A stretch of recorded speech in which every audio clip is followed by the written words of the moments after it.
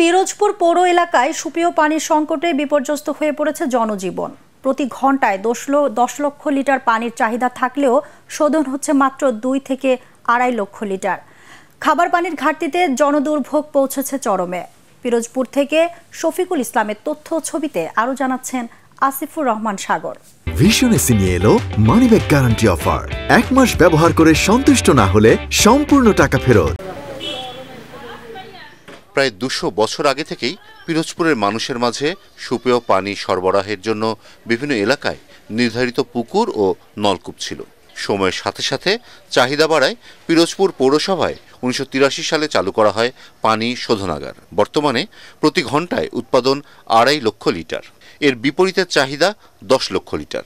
ফলে সুপেয় পানির অভাবে মানুষের ভোগান্তি চরমে পৌঁছেছে। পানি আগে যেটুক যা পাইতাম এখন তো মোটেও পাই না, বাড়ির ভিতরে তো পানি যায় না।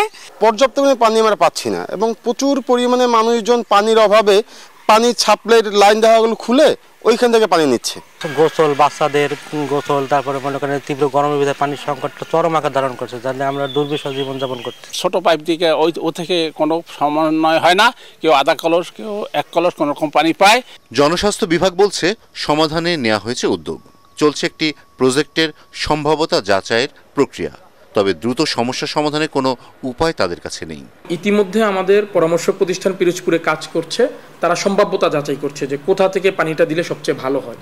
আমাদের কচা নদী সেটা একটু টার্গেটের মধ্যে আছে, তো এটি খুব শীঘ্রই ইমপ্লিমেন্টেশন ফেজে যাবে আশা করি।